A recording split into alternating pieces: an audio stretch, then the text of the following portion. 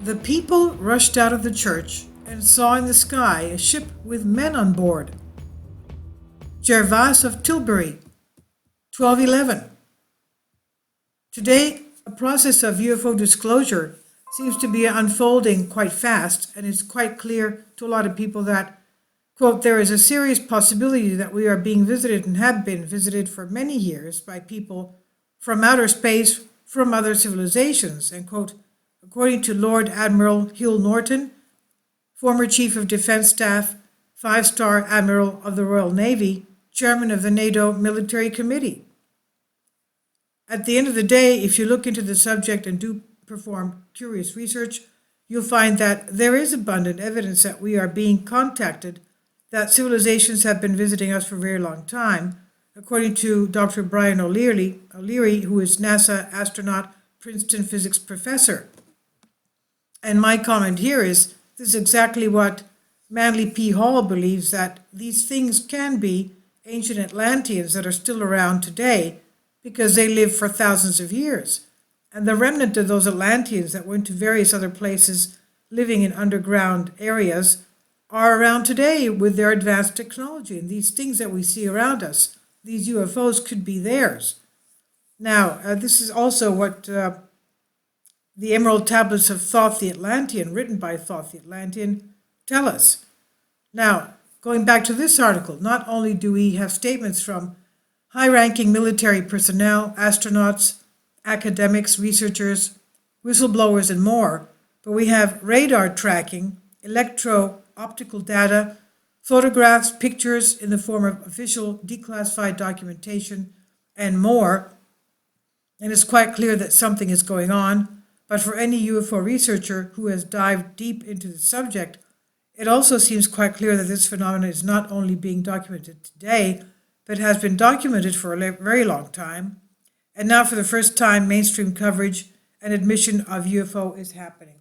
If you look back at a couple of videos back concerning the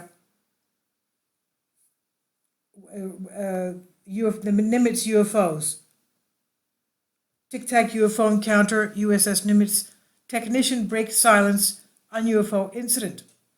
Now, okay, this is exactly what's happening nowadays. That's the UFO incident that took place over the Pacific Ocean west of San Diego in 2004. It's not only on the West Coast, also on the East Coast. Now, there are many examples of well-documented cases, and one great one from the ancient world comes in the form of a 9th century Latin passage, with 1,000 years later is still inspiring the works of multiple UFO researchers around the globe. Libra contra insulam vulgi opinionem is the name of the document. Quote, in this document, the Archbishop of Lyon in France complained about a persistent belief among the French peasantry regarding a certain region called Magonia, from whence come ships in the clouds, end quote. UFOs for the 21st century mind, that is. Ships in the clouds. Now, how fascinating is that statement? From whence come ships in the clouds? Given the fact that this passage is from the 9th century, truly amazing to say the least. How else could they describe UFOs? Ships in the clouds. According to the belief, the occupants of these vessels would, quote, carry back to that region those fruits of the earth which are destroyed by hail and tempests, the sailors paying rewards to the storm wizards and themselves receive corn and other produce, end quote. The Archbishop even said 3 men and a woman who had claimed to have fallen from these same ships, 3 men and a woman, fallen from these same ships, had been stoned to death, an event he personally had witnessed. UFOs for the 21st century mind, and ETs, of course, or whoever was in the UFOs. Now, another example, well, he said that they were 3 men and a woman, so obviously they were humans, since he called them 3 men and a woman. He didn't call them beasts or humanoids or centaurs or whatever. He called them 3 men and a woman. Now, another example comes from the 13th century from England in the year 1211. Gervase of Tilbury, a chronicler of historic events and strange, unexplained phenomena, wrote this. Quote, there happened to be in the borough of Cloera one Sunday, while the people were at Mass, a marvel. In this town is a church dedicated to Saint Kinaris. It befell that an anchor was dropped from the sky. An anchor was dropped from the sky, with a rope attached to it, and one of the flukes caught in the arch above the church door.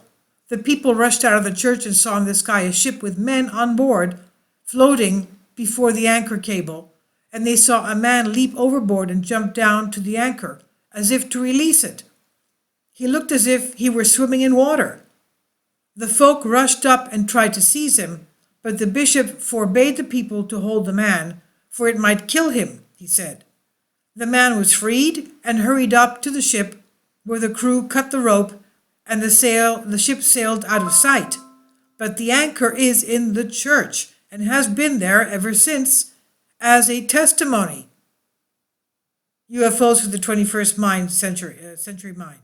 Now, can you imagine that anchor from that cloud ship is still in the church of St. Kinaris, in the borough of Cloera? Amazing. Now, another event from antiquity that seems to be popular among UFO researchers comes from Nuremberg, Germany, and that was a UFO war over their heads, an event documented in the printing press that took place in 1561.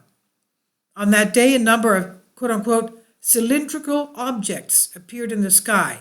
Cylindrical.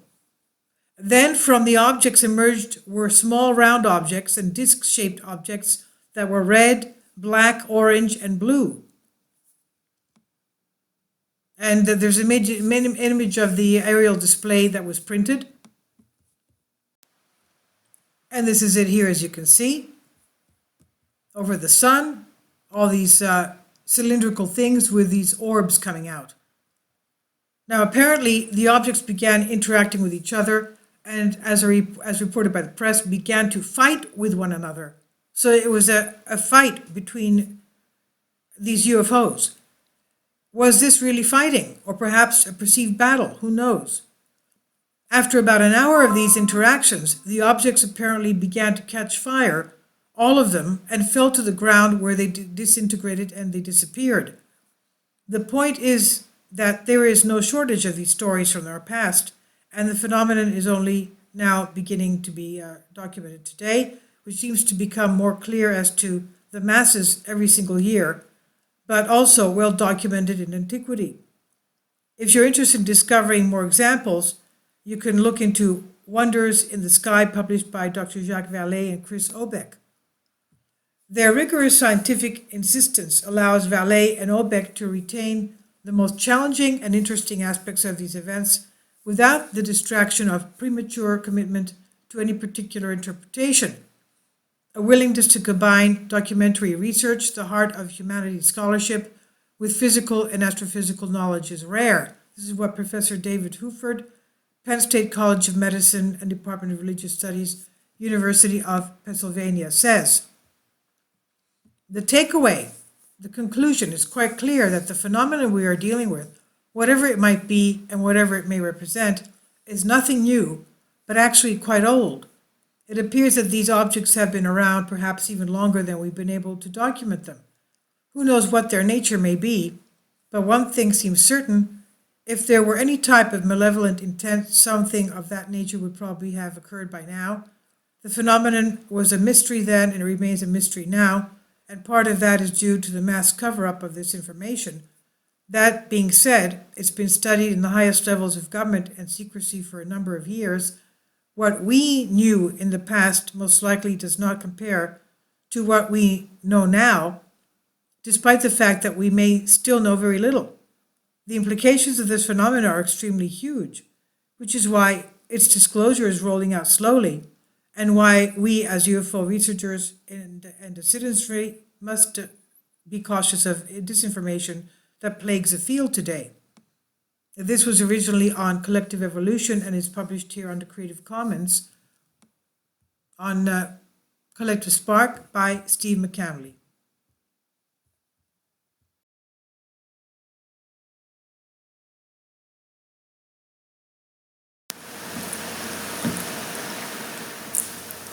If you'd like to join me on my Patreon account, you will hear content not covered by mainstream media. These riveting stories will be based on my research, and I will state my opinions and give my personal insight on diverse and controversial subjects and world events not covered by mainstream media, and not supported by YouTube guidelines. So whatever I have on my Patreon, most of those will not be on my YouTube channel. Please consider becoming a member today. More of the most significant and important videos will be on my Patreon channel. Your support helps me to continue my research and keeps this YouTube channel alive. And we depend on your support, your generous charity, because we help economically challenged families here in Athens, Greece, in Kapota, and we also help the young generation with university tuition and the community around our church. Thank you.